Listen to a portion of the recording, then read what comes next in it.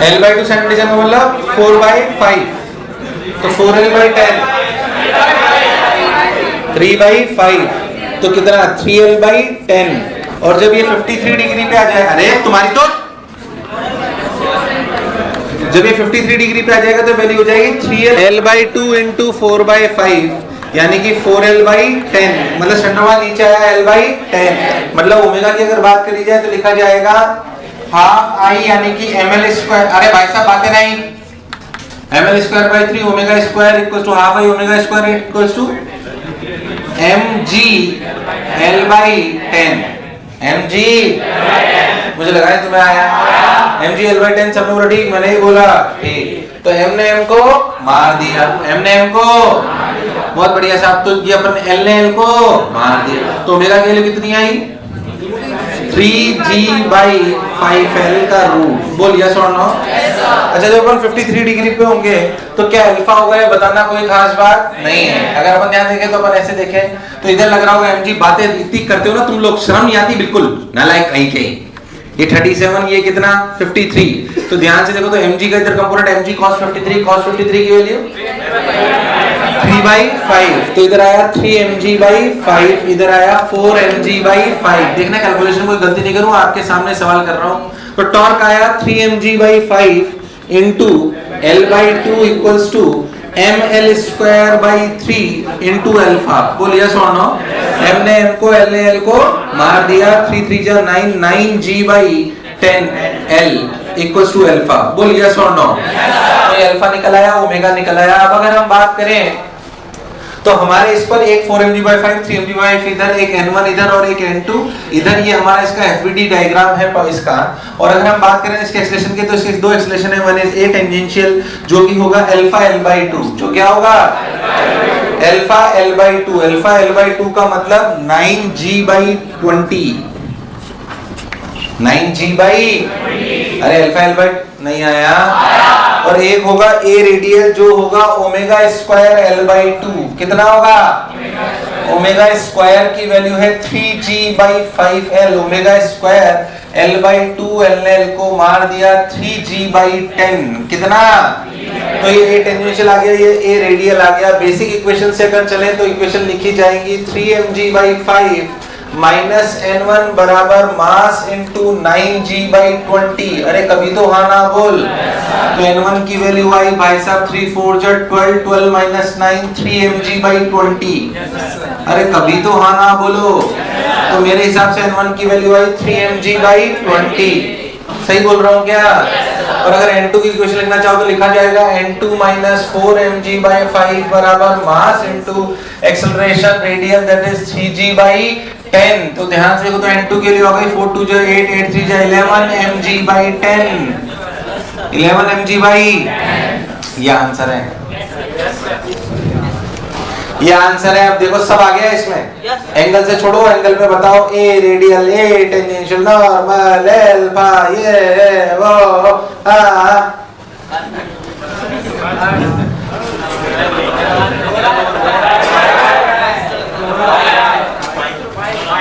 तो क्या पिक्चर एकदम क्लियर है?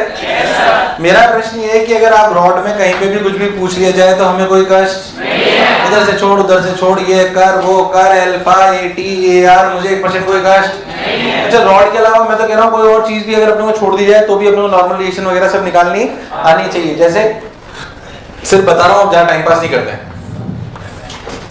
मान लो आप ऐसे स्क्वायर प्लेट ले लो, यहाँ से इंच कर दो और छोड़ दो, ऐसे बोल दीजिए कि स्ट्रिंग ले लो और कट कर दो, क्या सवाल कर सकता है? तो स्क्वायर प्लेट, डिस्क, कुछ भी कट करो, कुछ भी नीचे लाया जाए, ओमेगा निकालना कोई बड़ी बात, AT, AR भी निकालना कोई बड़ी बात, ढंग से आपको मोमेंट ऑफ इनर्शिया पता होना। रॉड को एक एंड से नहीं हिंज करके कहीं और से हिंज कर दें, ये कर दें, वो कर दें, सवाल अनंत बच सकते हैं पर कॉन्सेप्ट में कोई चेंज यार मुझे लगा नहीं तुम्हें आया।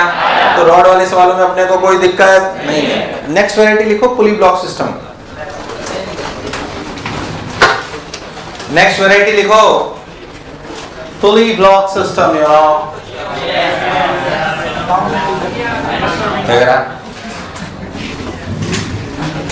नेक्स्ट लिखो पुली ब्लॉक सिस्टम।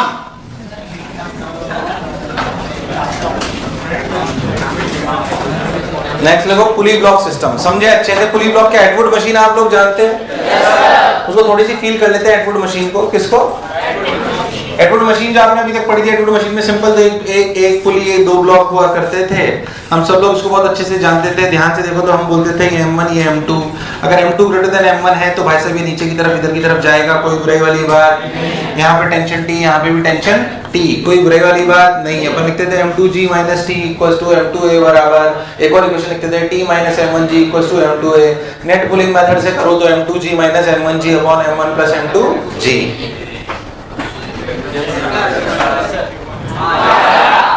इसमें स्ट्रिंग कैसी लेते थे? मास। पुली और स्ट्रिंग के बीच में फ्रिक्शन, इसलिए इसका मतलब असलियत में पुली चल ही नहीं रही, बिल्कुल पुली चिकनी है एकदम, स्ट्रिंग उस पे स्लाइड, तो हर जगह टेंशन। पर वास्तविकता में ऐसा होता वास्तविकता में जैसे आपने कुएं में से पानी निकाला होगा, अगर थोड़ा सा भी तुम्हारा एडवांस गांव में तो वहां पुली लगी होगी। अरे हाँ ना बोले यार। बाकी अगर बिल्कुल ही एडवांस नहीं होगा तो ऐसे निकालते होंगे, बट अगर थोड़ा सा भी ठीक ठाक होगा तो उसमें पुली, तो जब ऐसे टरबाइन है, अक्षर टरबाइन है बेटा। हाँ वेरी नहीं, हल को टरबाइन कहते हैं। टरबाइन टरबाइन खुद को नाचते हुए देखता था क्या? इधर देखो, बिजली की वही। अच्छा स्वदेश तो देखा हो तुम पिक्चर, वो शाहरुख खान टरबाइन लाता है और फिर वो दौड़ता दौड़ता जाता है, फिर वो ड्रामेटिक सीन है, वो एक बूढ़ी आंटी बल्ब देख रही होती है, फिर बल्ब जलता है तो बूढ़ी आंटी, है ना? उसी गांव का है क्या तू? शाहरुख खान के गांव का? ये भिखारी, ये चला जा।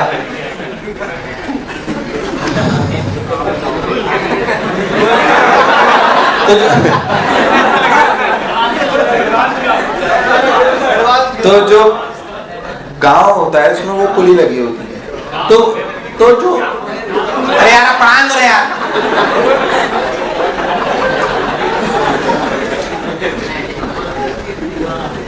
तो जो पुली होती है उस पे अपन ऐसे कहते थे, पुली घूमती कि नहीं घूमती? रस्सी के साथ। किसके साथ? पुली को कौन घुमाता है? फ्रिक्शन। किसके किसके बीच का? तो बेसिकली रियलिटी तो वही है, हम उसी की बात करते हैं और हम ऐसी पुलिस की बात कर रहे हैं।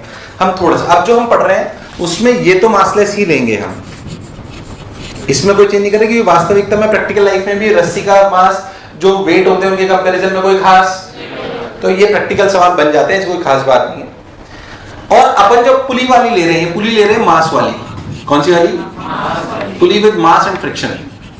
पुली विद जो रियलिटी है, तो pulley with mass and friction ये तभी सॉल्व हो सकता है जब हमें रोटेशन आता हो। Pulley with mass and friction and there is no, हम मान रहे हैं there is no slipping, there is no slipping between pulley and string. Pulley and string. चलिए भाई बात बिल्कुल समझ आई, अच्छा लगा। अगर हम बहुत ध्यान से देखें तो अगर हम आप इस पुली पे थोड़ी सी एनालिसिस करें तो हमें बात को समझना पड़ेगा कि मान लो हम ऐसे इस वाले सवाल को अब करना चाहते हैं, पहले वाले मान लीजिए अब हम ऐसी कंसिडरेशन करते हैं तो हमें ऐसे समझना पड़ेगा कि हमारी रस्सी ऐसे है, ये थोड़ी मोटी, ये M2 और ये सॉरी ये M1 और ये M2। अब दोनों तरफ टेंशन सेम है, अलग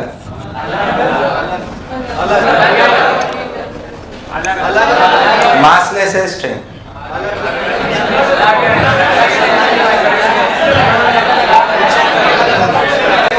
हाँ फ्रिक्शन है, यहां से लेकर यहां तक टेंशन अलग है कि अलग है सेम है। फिर अपन बात को अच्छे से समझते हैं। अगर अपन बहुत अच्छे से फील करें, मान लो ये फिक्स्ड है ऐसे, मान लो इस रॉड का इस डिस्क का मोमेंट ऑफ इनर्शिया I है, कितना है? मान लो कि यहाँ पे टेंशन T1 है, कितनी है? T1। और यहाँ पे अब मुझे नहीं पता, अगर बराबर आनी होगी तो बराबर आ जाएगी T1 और ये T2। अगर आप बहुत ध्यान से देखो तो अगर इनमें स्लिपिंग नहीं हो रही है तो जब ये रस्सी नीचे खींचना चाहेगी तो क्या वो साथ के साथ इस डिस्क को भी खींचेगी? इस डिस्क के डायग्राम को आप देखो तो इस डिस्क पे पुली की वजह से, किसकी वजह से? हर जगह एफ ऐसे लग रहा है। इस पुली पे हर जगह स्ट्रिंग की वजह से एफ ऐसे। तुझे समझ नहीं आया? नहीं आया? ऐसे हर जगह थोड़ा नहीं आया। और स्ट्रिंग पे अगर मैं स्ट्रिंग को थोड़ा सा ऐसे बनाऊं आपको समझाने के लिए, तो आपको समझ में आएगा कि जो स्ट्रिंग पे फ्रिक्शन लग रहा है वो किधर लग रहा है? पीछे, ऐसे। उतना ही लग रहा है जितना इस पे लगे। जाहिर सी बात है अगर स्ट्रिंग स्लिप नहीं कर रही है तो स्टैंडिंग फ्रिक्शन है तो दोनों पे बराबर लगेगा, कोई दिक्कत वाली बात। अगर आप स्ट्रिंग के यहां से लेकर यहां तक के पोर्शन को कट करके सीधा कर लो तो ये आपको ऐसे नजर आएगा। ये वो पोर्शन है जिसको मैंने घुमा के ऐसे सीधा कर लिया। अरे भाई साहब आना बोल। तो ध्यान से देख, तो यहाँ पे ऐसे फ्रिक्शन लग रहा होगा, टिक टिक टिक टिक। ये मैंने स्ट्रिंग को सीधा करके बनाया है। इधर इस वाले हिस्से पे टेंशन लग रही है T1 और इधर टेंशन लग रही है T2। अगर ध्यान से देखो तो अगर पूरा सिस्टम ए से चल रहा है, किससे चल रहा है? स्ट्रिंग को देख रहा हूं मैंने, सीधा करके देख रहा हूं ऐसे। अरे यार मुझे लगा है तुम्हें आया। सीधा करके अगर मैं ऐसे देख रहा हूं तो इस पे अगर पूरा एक्सेलरेशन से अगर ए से चल रहा है तो इक्वेशन लिखनी चाहिए T1 minus T2 equals to mass of the string into a. यार मुझे लगा नहीं तुम्हें आया। T1 माइनस T2, नहीं सॉरी गलत लिखा मैंने, T1 माइनस T2 और एक और क्या फोर्स लग रहा है? फ्रिक्शन। क्या चीज? फ्रिक्शन। तो T1 minus T2 minus friction बराबर मास ऑफ स्ट्रिंग इनटू ए। क्या मैं सही बोल रहा हूं? मान लेते कि हमने इसको स्ट्रेट बना लेते, फ्रिक्शन टोटल F माना। कितना माना? F। मुझे लगा नहीं तुम्हें आया कि नहीं आया? F। तो भाई साहब ये लिख दिया गया। अच्छा अब हमने हम जो पढ़ रहे हैं उसमें मास ऑफ स्ट्रिंग क्या है? क्या है? अगर ये हम 0 कंसीडर कर लेते हैं तो हमें दिखाई दे रहा है कि T1 equals to T2 plus F या फिर T1 minus T2 equals to F। काम आएगा इसलिए बता रहा हूं। कहता है जो मैं बोला क्या चमका? सवाल में बहुत छोटे तरीके से करना सिखा दूंगा पर पहले फील कर लो तुम अच्छे से, ताकि सवाल अनंत है, कोई कमी नहीं है, बनाना भी बता दूंगा। सब जितने सवाल पुली ब्लॉक में पढ़े थे सब यहाँ आ सकते हैं, इसमें कोई रॉकेट साइंस, बस बात समझ लो तुम अच्छे से।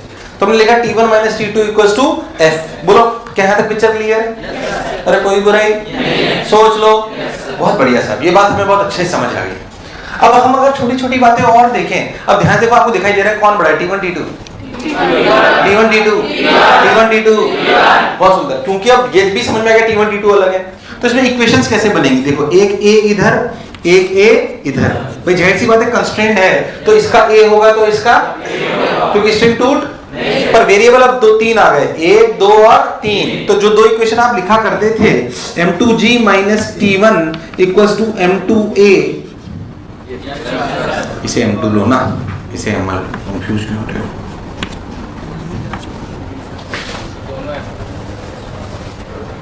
अरे वो T1 M1 लिया है इसलिए बरो मत। M1G minus T1 equals to M1A और इधर T2 minus M2G equals to M2A। बोलो यस और नो? कोई बुराई? सोच लो। पर इन दो इक्वेशन में कितने वेरिएबल हैं? 3, T1 T2 और A। जब आप नॉर्मल सवाल करते थे तो सिर्फ 2 ही। अब यहाँ पे T1 T2 एक और बढ़ गया, T1 T2 एक और बढ़ गया, T1 T2 में से एक और बढ़ गया। अच्छा ठीक है, अब क्या करें? बेजाहिर सी बात है, ये आ गया। तीसरी इक्वेशन आएगी टॉर्क की। किसकी? अब आप है ना बहुत अच्छे से समझो तो आपको ये बात समझ आएगी कि मान लो ये ए से घूम रहा है। कितने से घूम रहा है? मान लो पुली भी घूमी, पुली घूमी कि नहीं घूमी? अगर स्लिपिंग नहीं हो रही तो पुली घूमेगी। मान लो अल्फा से घूमेगी, एक और वेरिएबल आ गया alpha. Alpha is the angular extension of the पुली।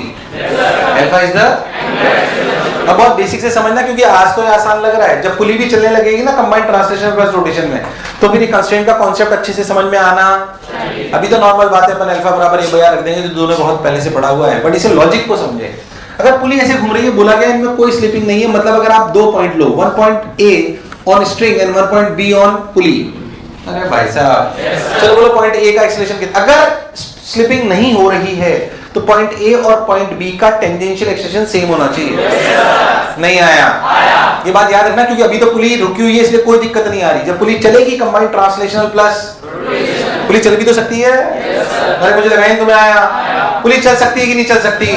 चल सकती है। बहुत बढ़िया साहब। तो अपन ने ये A और ये B, ये A और ये, अरे कभी तो हाँ ना बोलो। ये ए और ये बी, तो पॉइंट ए का एक्सप्रेशन कितना?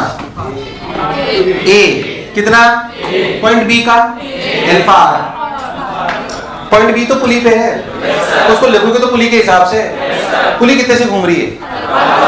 अल्फा आर से। कितने से? अरे पुली पर जो पॉइंट है बी, उसका टेंजेंशियल तो अल्फा आर होगा।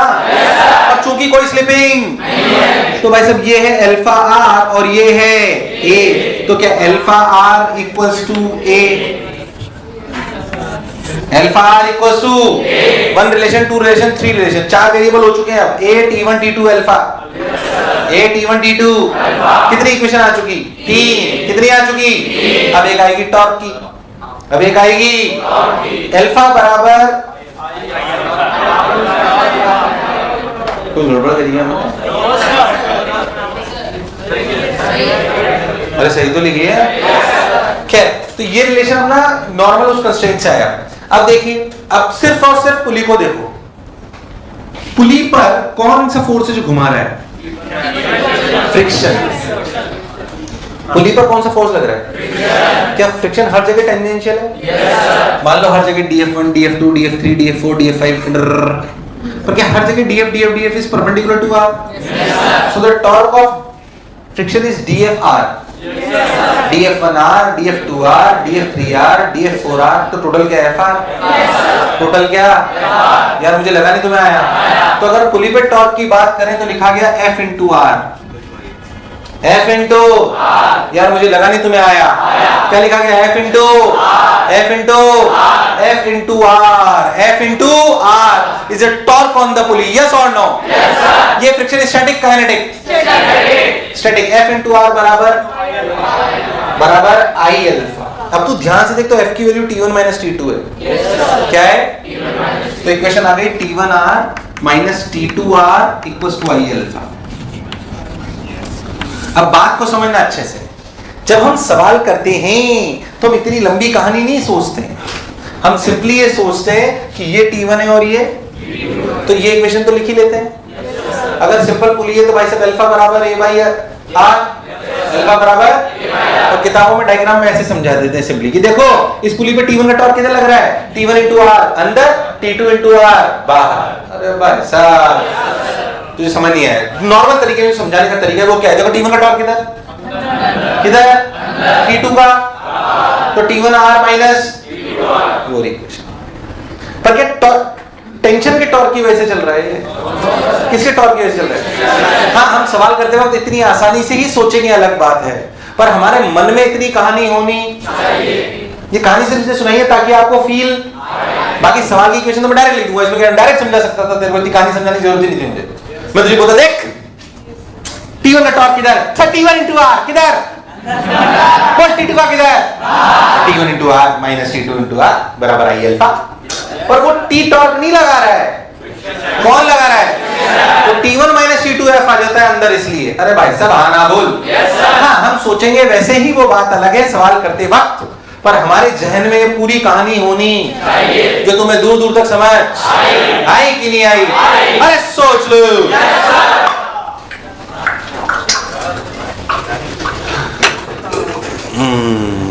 चलिए भाई, इसमें पुली ब्लॉक में कोई दिक्कत नहीं है, कोई कष्ट नहीं है, आ जाइए। अगर अपन बहुत ध्यान से देखें तो अपन अपने को बात समझनी पड़ेगी। भाई इधर सुन,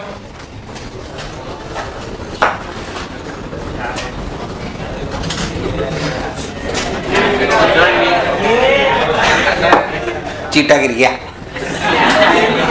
अब समझ।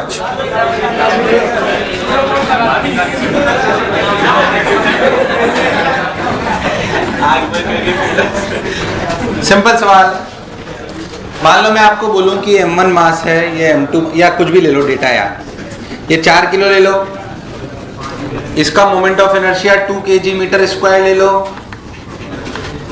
इसका रेडियस 0.5 मीटर ले लो, ये 1 kg ले लो। बोलो क्लियर है? सब बताओ T1 T2 अल्फा पे सब बताओ। Friction is sufficient for pure rolling, मतलब there is no slipping between string and pulley. बताओ, गलत मत करना यार, इसमें इतने क्या अक्षर लगाने तुमने? ये T1, ये T2, आंसर सबके सही आने चाहिए, मैं भी कर रहा हूँ, देखना मत।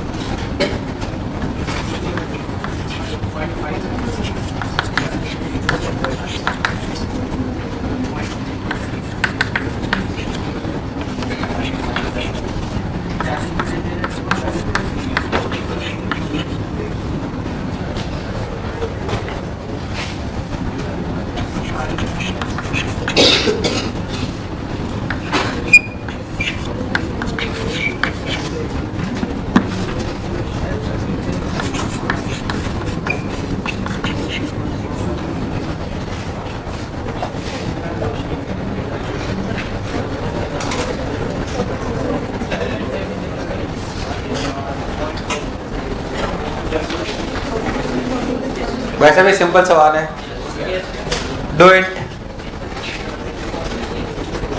और देखो मैंने क्या गलती करी, सब लोग बोलो जल्दी।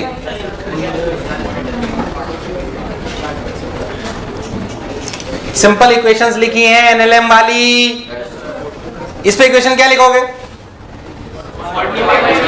40 माइनस T1 इक्वल्स टू, अरे गलत तो नहीं बोल रहा, 40 माइनस T1 इक्वल्स टू, सही लिखी है क्या? इस पे सिर्फ T लग रहा है और कोई फोर्स, तो T2 इक्वल्स टू A, क्यों? मास इनटू एक्सेलरेशन, मास कितना है? 1। अरे भाई हाँ ना तो बोल।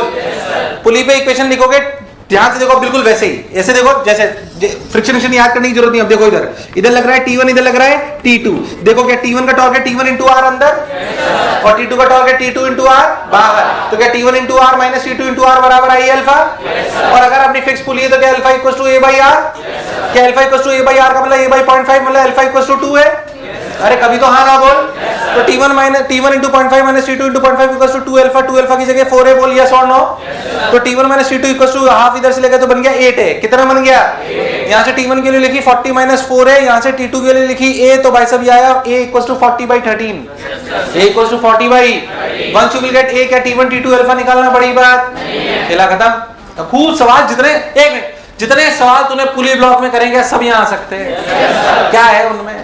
सब आ सकते हैं लाइन से, इसलिए कोई सारे करा नहीं रहा हूं मैं आपको, बस आपको फील आनी चाहिए हाँ भाई नॉर्मल प्रोसीजर है, इसमें कोई ऐसी रॉकेट साइंस मुझे लगा ही तुम्हें आया। तुम चाहो तो इंक्लाइन प्लेन पे सवाल करा देता हूँ, उसमें फ्रिक्शन भी घुसा देता हूँ, थोड़ी कैलकुलेशन होगी पर प्रैक्टिस हो जाएगी, कर लो, तुम्हारा कोई भरोसा नहीं है भाई, तुम साले हीरो बनते हो, होता कुछ है नहीं तुमसे। हाँ यार साला जब देखो जब परेशान करते हैं। हाँ भाई तेरे मेरे बीच में, हाँ ओके थैंक यू। तुम लोग है ना मुझे गाइड करते रहा करो, है ना, ऐसे में भटक जाता हूँ ना, तो मेरे मेंटोर तो तुम ही हो ना।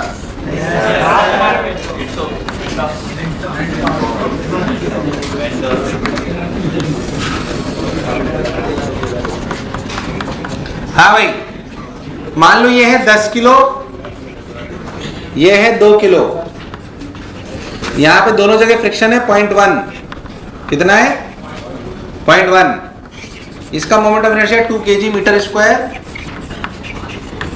और रेडियस वही ले लो 0.5। बताओ सब कुछ T1 T2 अल्फा ये सब।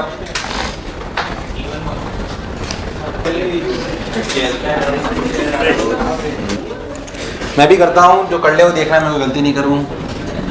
इधर 10 sin 53 है ना, हाँ तो 100 का इधर कंपोनेंट कितना आएगा 80 और इधर 60, तो फ्रिक्शन आ गया 6 और लग गया T1, तो 80 माइनस 6 माइनस T1 बराबर 10 है।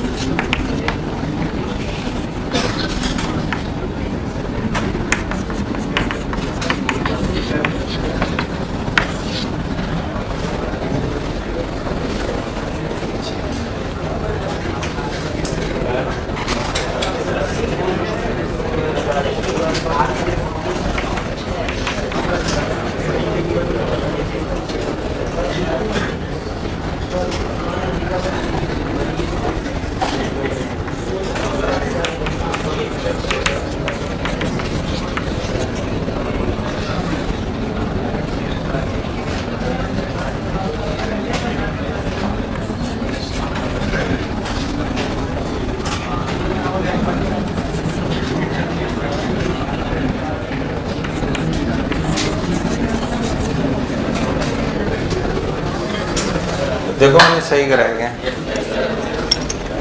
पहले सब लोग अपना अपना करो फिर देखो।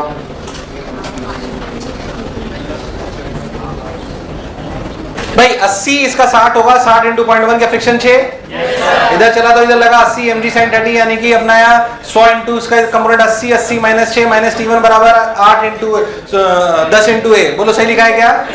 पहली इक्वेशन यहाँ पे अपन ने इधर लिखा T2 इधर आया 12 क्योंकि 20 का इधर कंपोनेंट आएगा 12 और फ्रिक्शन लगा 16 इंटू 0.1 यानी कि 1.6, तो इधर की तरफ फोर्स आया T2 minus 12 minus 1.6 equals to 2 into a. ध्यान से देखो कैश पे T1 का टॉर्क अंदर T2 का टॉर्क बाहर, तो T1 into r minus T2 into r. R की वैल्यू 0.5 है बराबर आई अल्फा, अल्फा की वैल्यू ए बाई आर। बोलो सही बोल रहा हूँ क्या? तो फिर से वैल्यू है T1 minus T2 equals to 8 है। मैंने T1 के लिए फर्स्ट से निकाली, T2 के लिए सेकंड से निकाली, दोनों को यहाँ डाल दिया, ये निकाल लिया। तुम्हें मेरी बात समझ? तुम्हारे प्राण टकेरू? अब इसे टफ सवाल कहलाता है। अगर कंसेप्ट आता हो, फ्रिक्शन आता हो, कंपोनेंट करने आते हो, पुली ब्लॉक आता हो, बेसिक टॉर्क आता हो, भाई जाहिर सी बात है सवाल वही कर पाएगा जिसको तो वरना नहीं कर सकता। बेसिक फ्रिक्शन आना, पर अगर सब बेसिक आता है तो फिर ये बेसिक मिलके एक अच्छा सवाल बन गया है। अरे भाई हाँ ना बोले यार, बट है कोई रॉकेट साइंस खूब, मतलब कोई कमी नहीं है सवालों की। और बनाओ कि समझ में आ गया। तो पुली ब्लॉक सवाल जिनमें भी स्टेशनरी पुलीज है उनमें मुझे कोई कष्ट, जिनमें चलती हुई पुली है उन पे भी मैं चर्चा करूंगा, पर तब जब हम पढ़ रहे होंगे कंबाइंड ट्रांसलेशनल प्लस, क्योंकि उस समय पुली चलेगी भी सही और घूमेगी भी। तो बहुत ज्यादा आते नहीं है, ये आ जाए बहुत बड़ी बात है, पर कभी भी कोई भी पुली ब्लॉक का सवाल आ जाए मुझे कोई कष्ट, पे करूंगी, क्लियर है एकदम पक्का। और देख हाँ हाँ बोल ना, हाँ बोल ना।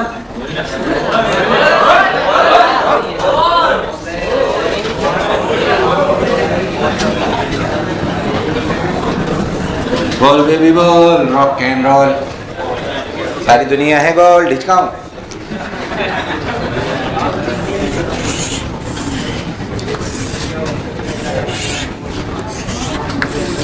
ऐसे सिलेंडर है,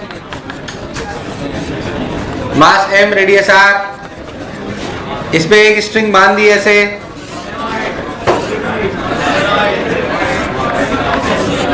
ये इरुडो में से डायग्राम बनाया हुआ है। मास m लेंथ, मास m और ये एक स्ट्रिंग स्पेस बांध दी ऐसे। बोलो क्लियर है? पूछा जाता है बताओ टेंशन हो रही है। अगर ऐसे धागे की गिट्टी ले लो तुम, बॉबिन, अबे बॉबिन बोलते हैं उसको, धागे की गिट्टी भी नहीं समझते, बॉबिन भी नहीं समझते तुम लोग, धागे की गिट्टी समझते हो है कि नहीं? तो धागे की गिट्टी ले लो, उसको ऐसे फंसा लो, उसमें एक रस्सी बांध दो, मान रस्सी के बांधो, उस पर रस्सी तो ही, और उसको ऐसे लटका दो मास, तो नीचे आएगा ना, आएगा कि नहीं आएगा? तो फिर सवाल दिखने में ऐसा टफ है, इसका साइड व्यू बना लो साले, क्यों अक्कल लगाओ इतनी, ऐसे दिख तो रहा है इतना बढ़िया, कोई साइड से देखोगे तो ऐसा दिखेगा ना। सवाल बहुत आसान, mg माइनस टी बराबर ma, alpha equals to a by T into r बराबर आई अल्फा। खेला खत्म। अरे भाई साहब तुम्हें दूर दूर तक मेरी बात समझ, मैं इतना आसान नहीं कराना चाह रहा था, मुझे लगा तो तुम ऐसे हवा में कर लोगे, तुम्हारी शक्ल देख के पता पड़ गया ये भी तुम्हें समझ नहीं आया। लिख लो इसी इक्वेशन, mg माइनस टी बराबर ma, बॉबिन ही बॉबिन है,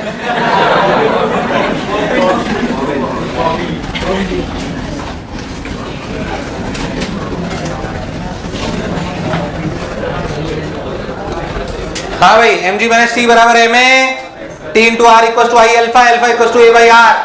तीन इक्वेशन सॉल्व कर लो, बात खत्म।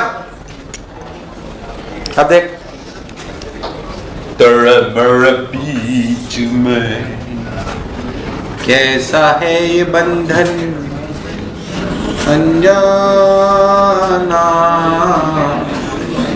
तूने नहीं जाना मैंने नहीं जाना। वाह, बेलन सवाल, इसमें ना दो स्ट्रिंग बांधी है ऐसे ऐसे, इसमें एक मास ऐसे लटका हुआ है,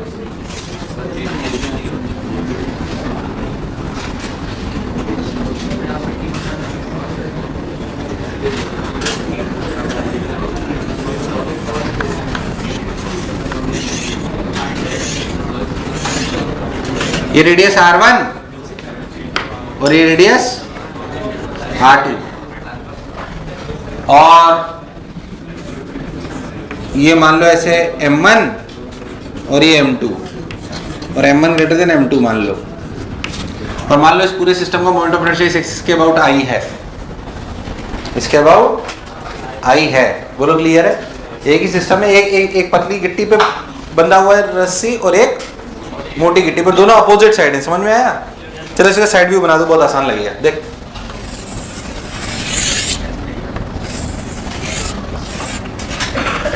हाँ अब समझ आया या अभी भी नहीं आया?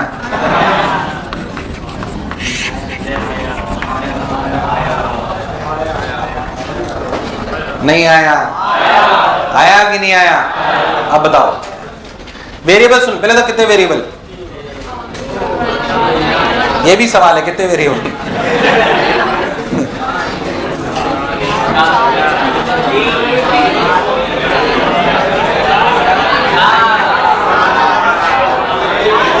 कितने वेरिएबल? सब लोग बोलेंगे, सब लोग बोलेंगे भाई T1, इसका एक्सेलरेशन A1, ये T2, इसका एक्सेलरेशन A1 है कि A2 है? अलग है भाई साहब। और इसके घूमने का अल्फा, कितने वेरिएबल? तो इक्वेशन कितनी होनी चाहिए? तो लिखो, मेरी तरफ मत देखो, सन्नाटो तुम। पहले लोग कंफ्यूजन है, अपने तो दो ही वेरिएबल देख रहे थे।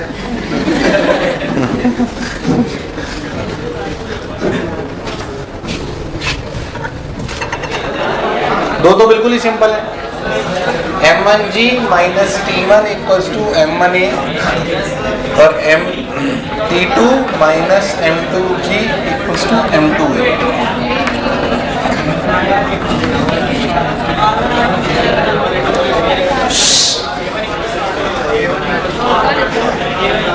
आइए एक मिनट बात नहीं, A1 A2 दोनों डायरेक्टली रिलेटेड है अल्फा से। कैसे मैं आपको समझाता हूं। अगर इस वाली स्ट्रिंग और इस वाली पुली में स्लिपिंग नहीं हो रही तो R2 alpha should B A1, R2 alpha should B, यार मुझे लगा नहीं तुम्हें आया, R2 अल्फा शुड बी नहीं आया, तो ये रिलेशन आया R2 alpha should be equal to A1, this is third equation. ऐसे ही तू यहाँ पे देख, अगर इसमें और इसमें स्लिपिंग नहीं होनी तो ये ऊपर जा रहा है R1 अल्फा से, किससे?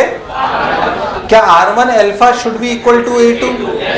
तुम्हारे प्राण प्रखेरु नहीं आया, तो लिखा गया R1 alpha equals to A2। ये चौथी इक्वेशन। पांचवी कहां से आएगी?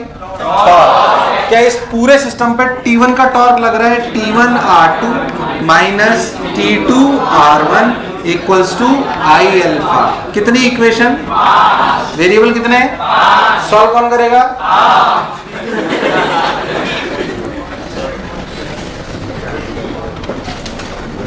ज्यादा हंसो मत, अभी बोल दूंगा सॉल्व करो, नहीं तो जाऊंगा नहीं। साले भी प्राण निकल आएंगे तुम्हारे। इक्वेशन लिख के छोड़ दो बस, R1 R2 में नाचते रहोगे, जीवन भर पता नहीं पड़ेगा कहां से क्या हो रहा है।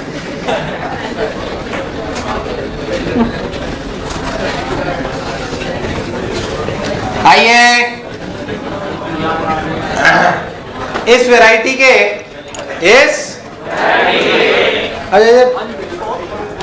और बहुत अच्छे सवाल हो सकते हैं जब पुली चलने लगे। क्या चलने लगे?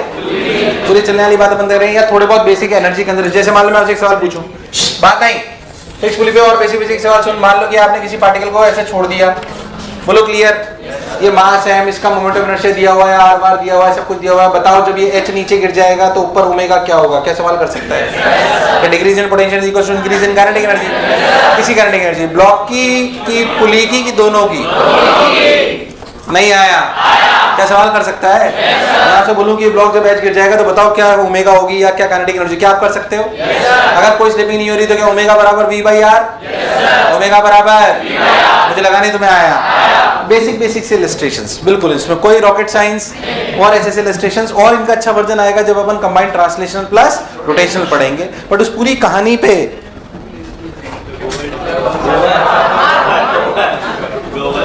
उस अच्छा जूते पहन रखे हैं, क्लास में खड़ा हूं, वो गोबर अंदर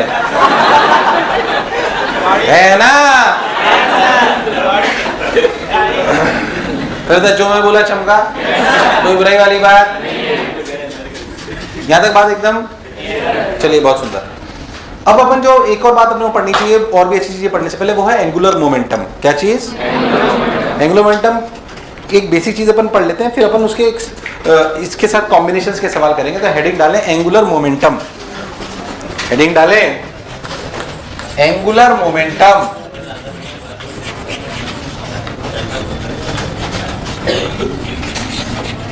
एंगुलर मोमेंटम। भाई साहब, बेंजियो, ओ बेंजियो,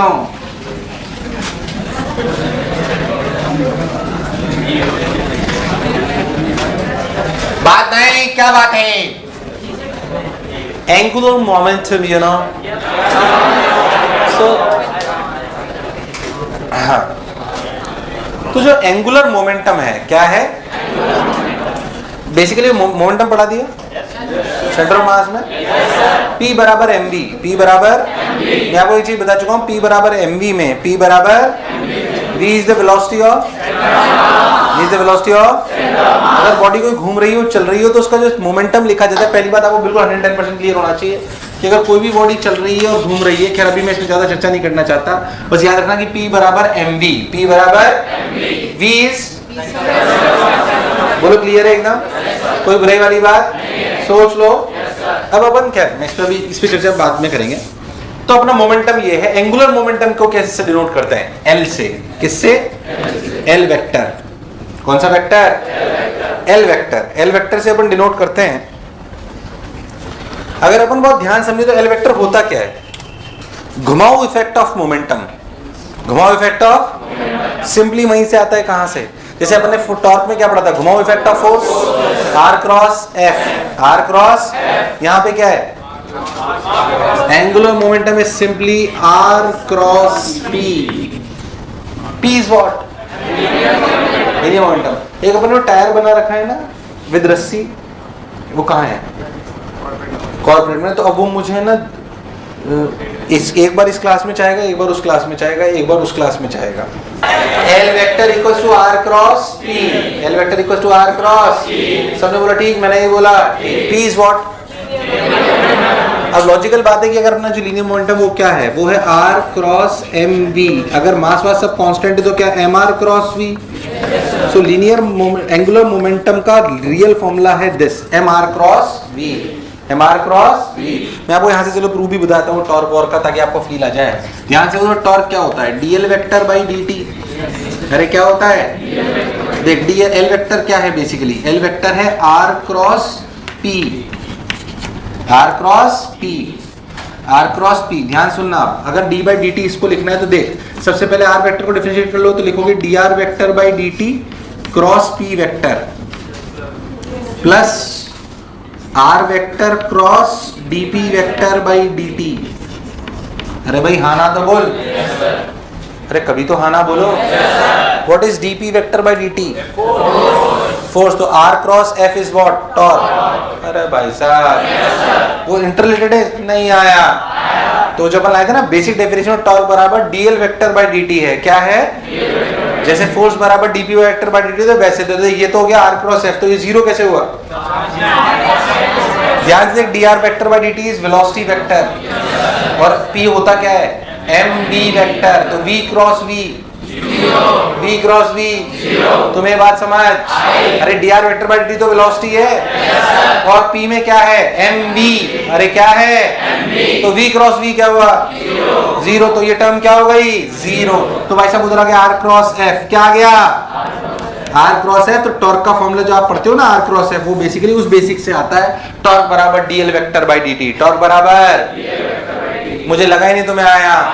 पहले सुन लो, तो एल वेक्टर बराबर m r cross v. L vector बराबर, अब अगर आप बहुत ध्यान से देखो तो मैं आपको बताऊं तो इसके तीन मेजर सेक्शन हो सकते हैं। तीन भागों में से तोड़ा जा सकता है, अगर मेरे को अच्छे समझना हो तो। एंगुलर मोमेंटम क्या डिपेंड्स ऑन द एक्सिस या point? Angular depends on the axis और पॉइंट। जाहिर सी बात है आर वेक्टर है यार, हाँ ना बोल। तो तू ऐसा समझ कि एंगुलर मोमेंटम के तीन हिस्से हैं। When a point charge is moving, when a moving, then the angular momentum about any of the point.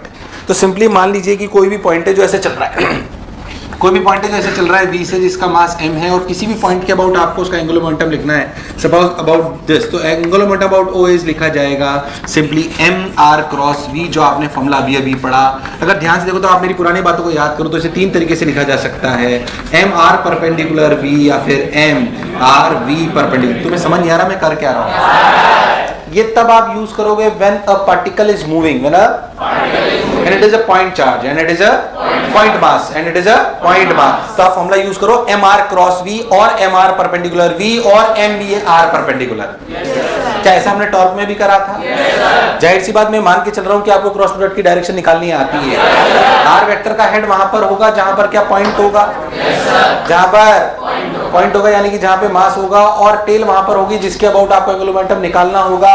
क्या angular momentum of the body depends on the O? Yes, मुझे लगा नहीं तुम्हें आया। So the basic formula is mr cross v। What? mr cross v। So this is angular momentum of a body. Angular momentum of momentum से क्या समझते हो आप? उसकी शक्ति। मैं सिर्फ मास हूं तो मेरे में एक शक्ति है, पर मैं दौड़ भी रहा हूं तो मेरे में और शक्ति है। मोमेंटम एक चीज है, नहीं बता रहे यार इसको रोकना बहुत मुश्किल है कि नहीं? खड़ी हुई ट्रेन में रोकना मुश्किल है क्या? पहले ही रुकी है, 100 किलोमीटर प्रति घंटे से आ रही है, अब रोक के बता, है कि नहीं यार? Momentum means what? उसकी ताकत, उसकी ट्रक में स्पीड 5 मीटर पर सेकंड और छोटे से स्कूटर में स्पीड 5 मीटर पर सेकंड, अलग अलग बात की, सेम स्पीड भले सेम है पर एक में मास, उसका मोमेंटम, बेसिकली उसकी शक्ति है वो। मोमेंटम तो बड़ा मोमेंटम साले 1000 है उसका, उसे रोकना पॉसिबल इतना आसान नहीं है। मुझे लगा नहीं तुम्हें आया, तो क्या ठीक। तो वैसे तो एंगुलर मोमेंटम उसे घुमाना, जैसे घुमाने की, घूमने की ताकत है। किसकी ताकत? नहीं आया। किसकी ताकत है? घूमने की। तो जैसे मोमेंटम दिखाता है उसकी शक्ति, चलने की, किसकी? चलने की ताकत है उसकी। बोल यस और नो। वैसे एंगुलर मोमेंटम क्या दिखाता है? उसकी घूमने की। तो ये पॉइंट फील करो थोड़ा थोड़ा, बाकी ये सब किताबों में लिखा होता है, फील ही इंपॉर्टेंट है कि सब्जेक्ट कह क्या रहा है।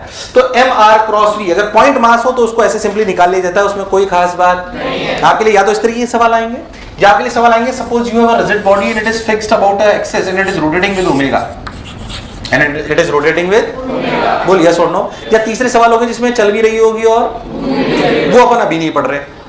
अरे भाई साहब, तीसरा हिस्सा क्या होगा? जब बॉडी चले भी सही और बिल्कुल अच्छे से पूरा प्रूफ करके बताऊंगा उसको कैसे लाते हैं। पहले जो मैं बोला क्या चमका? अरे नहीं आया। तो अभी अपन इस पे बात कर लेते हैं। ये भी सिंपल है। कैसे? मान लो कि इसमें कोई भी मास ले लूं m1, क्या ये दूरी है r1, तो क्या ये रफ्तार है ओमेगा r1? अरे भाई साहब, तो r1 और ओमेगा r1 में कितना एंगल? कितना? 90। तो इस m1 का इसके अबाउट एंगुलर मोमेंटम कितना हुआ? m1 r1 v1, m1 अगर हमारी बॉडी एक फिक्स एक्सिस के अबाउट घूम रही है तो क्या v1 और r1 में हमेशा एंगल 90 है? और v1 के लिए कितनी है? Omega r1। तो सोच एंगुलर मोमेंटम क्या लिखा जाएगा? m1 r1 omega r1 plus m2 r2 omega r2 and so on. तो सोच के देख तो क्या लिखा? m1 r1 square plus m2 r2 square up to so on, और कॉमन क्या आ गया? ओमेगा। ये चीज क्या है? Angular momentum is I omega. For a rigid body rotating about a fixed axis, what is the angular momentum? कितना? And if a body point mass is moving, then we have to write down mr cross v. What? तो वो वाला segment तेरे लिए बहुत आसान है आई omega लिखना, क्योंकि तुझे आई सबका आता है। आई तुझे सबका। सपोज मैं आपसे बोलूं कि भाई साहब एक सॉलिड स्फीयर है जो ओमेगा से घूम रहा है, बताओ उसका एंगुलर मोमेंटम क्या है? 2/5 mr square. So basically L equals to I omega में सिंपली आपको आई निकालना आना। तो जिस एक्सिस के अबाउट एंगुलर मोमेंटम पूछोगे, क्या आई भी उसी के अबाउट पूछोगे? वही सिंपल वहीं से आया वो, torque equals to r cross. अरे भाई साहब, मुझे लगा नहीं तुम्हें आया। याद कर तू उसको, इस रिलेशन को जो अपन याद कर, dl/dt कर।